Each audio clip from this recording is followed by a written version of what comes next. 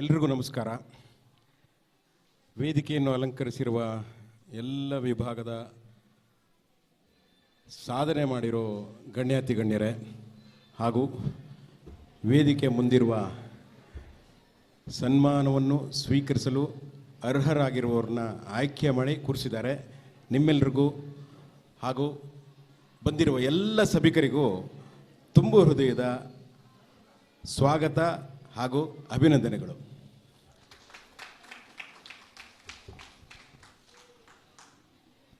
ನನಗೆ ಈ ಸಂಸ್ಥೆಯ ಮುಖ್ಯಸ್ಥರಾದ ಮಹಾದೇವರವರು ಪರಿಚಯ ಇರಲಿಲ್ಲ.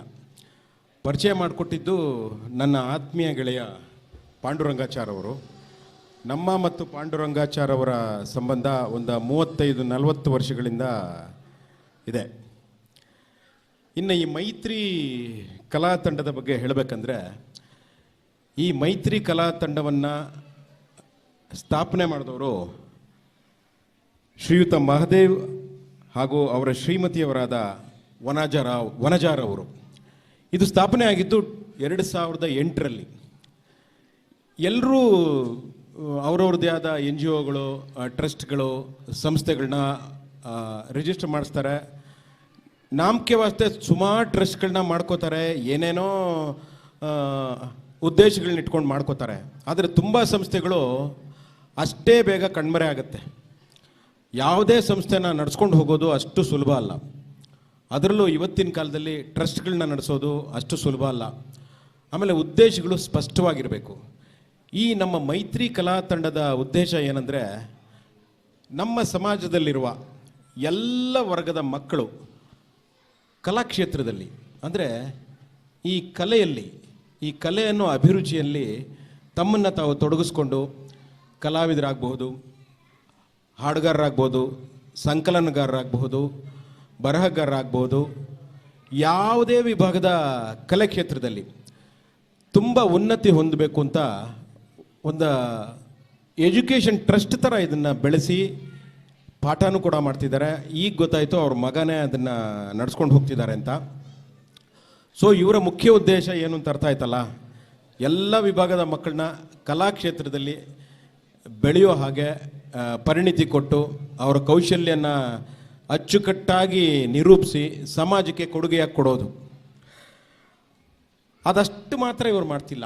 ಬರೀ ಮಕ್ಕಳಿಗೆ ಕಲಾಕ್ಷೇತ್ರದಲ್ಲಿ ತೊಡಗಿಸೋ ಕೆಲಸ ಮಾತ್ರ ಮಾಡ್ತಿಲ್ಲ. ಅದ್ರ ಜೊತೆಗೆ ನಮ್ಮ ಕರ್ನಾಟಕದ ಮೂಲೆ ಮೂಲೆಯಲ್ಲಿ ತಮ್ಮದೇ ಆದ ವಿಭಾಗದಲ್ಲಿ ಡಾಕ್ಟರ್ ಬಂದಿದ್ದಾರೆ, ಆಮೇಲೆ ನಮ್ಮ ರವಿ ಸರ್ ಬಂದಿದ್ದಾರೆ, ಇನ್ನು ತುಂಬ ವಿಭಾಗದ ಸಾಧನೆ ಮಾಡಿರೋರನ್ನ ಗುರುತಿಸ್ಬೇಕು. ಏನಂದರೆ, ಎಷ್ಟೋ ಜನ ಸಾಧನೆ ಮಾಡಿದವ್ರನ್ನ ಹುಡ್ಕೋದೇ ದೊಡ್ಡ ಕೆಲಸ. ಇಂಗ್ಲೀಷಲ್ಲಿ ಹೇಳ್ತಾರೆ, ಹಾರ್ಡ್ ವರ್ಕ್ ಮಾಡಿದ್ರೆ ಗೆಲುವು ಸಿಗುತ್ತೆ ಅಂತ. ಅಂದರೆ ಕಷ್ಟಪಟ್ಟರೆ ಗೆಲುವು ಸಿಗುತ್ತೆ ಅಂತ. ಇನ್ನೂ ಒಂದಿದೆ, ಕಷ್ಟಪಟ್ಟವ್ರಿಗೆ ಮಾತ್ರ ಗೆಲುವು ಸಿಗಲ್ಲ, ಹಾರ್ಡ್ಲಿ ವರ್ಕ್ ಮಾಡಿದವ್ರಿಗೂ ಗೆಲುವು ಸಿಗುತ್ತೆ. ಅಂದರೆ ಎಲ್ಲೋ ಕೆಲವು ಕೆಲಸ ಮಾಡಿ ಎಲ್ಲವನ್ನು ಗಿಟ್ಟಿಸ್ಕೋತಾರೆ, ಆದರೆ ನಿಜವಾಗ್ಲೂ ಹಾರ್ಡ್ ವರ್ಕ್ ಮಾಡಿದವ್ರಿಗೆ ಆ ಫಲ ಸಿಗೋದೇ ಇಲ್ಲ. ಸೊ ಅಂಥದ್ರಲ್ಲಿ ನಿಜವಾಗ್ಲೂ ಸಾಧನೆ ಮಾಡಿರೋರನ್ನ ಈ ಮೈತ್ರಿ ಕಲಾ ತಂಡ ಗುರುತಿಸಿ ಇವತ್ತು ಎಲ್ಲರ ಮುಂದೆ, ನಿಮ್ಮೆಲ್ಲರ ಮುಂದೆ ಗೌರವಿಸ್ತಾ ಇರೋದು ತುಂಬ ದೊಡ್ಡ ವಿಷಯ. ಸೊ ಅಂಥ ಮೈತ್ರಿ ಕಲಾ ತಂಡದ ಮಹಾದೇವ್ ಹಾಗೂ ವನಜಾರ್ ಅವರಿಗೆ ಒಂದು ಮೆಚ್ಚುಗೆ ಬರಲೇಬೇಕು. ಮೆಚ್ಚುಗೆ ಯಾವ ರೀತಿ ಬರಬೇಕು? ಇನ್ನೂ ಜೋರಾಗಿ ಬರಲಿ. ತುಂಬ ಒಳ್ಳೆ ಕೆಲಸ ಮಾಡ್ತಾ ಇದ್ದಾರೆ. ಸೊ ಇವ್ರ ಕೆಲಸ ಹೀಗೆ ನಿರಂತರವಾಗಿ ಸಾಗಲಿ, ಸಾಧಕರನ್ನ ಮತ್ತೆ ಮತ್ತೆ ಇವರು ಗುರುತಿಸ್ಲಿ. ಸಮಾಜಕ್ಕೆ ಈ ಸಾಧಕರಿಗೆ ನೀವು ಸನ್ಮಾನ ಮಾಡೋದ್ರಿಂದ ಪ್ರಯೋಜನ ಏನು ಅಂತ ಕೇಳಬಹುದು. ಸಮಾಜದ ಈ ಸಾಧಕರನ್ನ ಸನ್ಮಾನ ಮಾಡೋದ್ರ ಪ್ರಯೋಜನ ಏನು ಗೊತ್ತಾ? ಇವ್ರಿಗೆಲ್ಲ ಒಂದು ಸ್ಫೂರ್ತಿ ಸಿಗುತ್ತೆ. ನನ್ನ ಸಣ್ಣ ಕೆಲಸ ಇರ್ಬೋದು, ದೊಡ್ಡ ಕೆಲಸ ಇರ್ಬೋದು, ನನ್ನನ್ನು ಕರೆಸಿ ಇಂಥ ವೇದಿಕೆಯಲ್ಲಿ ನಮ್ಮನ್ನು ಕೂರಿಸಿ ಸನ್ಮಾನ ಮಾಡಿಸಿದಾರಲ್ಲ, ಸೊ ನಾವು ಮತ್ತಷ್ಟು ಸ್ಫೂರ್ತಿದಾಯಕರಾಗಿ ಇನ್ನಷ್ಟು ಮಗದಷ್ಟು ಈ ಸಮಾಜಕ್ಕೆ ಕೊಡಬೇಕು ಅನ್ನೋದು ಅವ್ರ ಮನಸ್ಸಿಗೆ ಬರುತ್ತೆ. ಅರ್ಥ ಆಯ್ತಾ? ಸೊ ಸಾಧಕರಿಗೆ ಸನ್ಮಾನ ಯಾಕೆ ಅಂದರೆ ಅವ್ರಿಗೆ ಮತ್ತೆ ಸ್ಫೂರ್ತಿ ಬೇಕು. ಆ ಸ್ಫೂರ್ತಿ ಸಮಾಜಕ್ಕೆ ತಮ್ಮ ಕೊಡುಗೆ ಮೂಲಕ ದೇಣಿಗೆಯಾಗಿ ಹೊರಹೊಮ್ಮಬೇಕು. ಸೊ ಆ ಕೆಲಸಕ್ಕೆ ಈ ಮೈತ್ರಿ ಕಲಾ ತಂಡ ತಮ್ಮನ್ನು ತಾವು ತೊಡಗಿಸ್ಕೊಂಡಿದ್ದಾರೆ. ಮತ್ತೊಮ್ಮೆ ಈ ಮೈತ್ರಿ ಕಲಾ ತಂಡಕ್ಕೆ ಎಲ್ಲ ರೀತಿಯ ಶುಭ ಕೋರ್ತಾ ಇದ್ದೇನೆ. ಮತ್ತಷ್ಟು ಮೊಗದಷ್ಟು ನಿಮ್ಮಿಂದ ಪ್ರತಿಭೆಗಳು ನಮ್ಮ ಟಿ ವಿಗಾಗ್ಬೋದು, ಸಿನಿಮಾಗಾಗ್ಬೋದು, ಯಾವುದೇ ಕಲಾಕ್ಷೇತ್ರಕ್ಕೆ ಸಂಬಂಧಪಟ್ಟ ಎಲ್ಲ ಕ್ಷೇತ್ರಕ್ಕೂ ನಿಮ್ಮಲ್ಲಿ ಒಳ್ಳೊಳ್ಳೆ ಪ್ರತಿಭೆಗಳು ಹೊರಹೊಮ್ಮಲಿ ಅಂತ ಕೇಳ್ಕೊತಾ ಇದ್ದೀನಿ.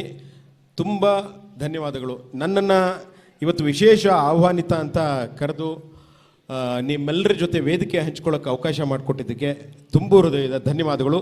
ನಮಸ್ಕಾರ. ಜೈ ಕರ್ನಾಟಕ ಮಾತೆ.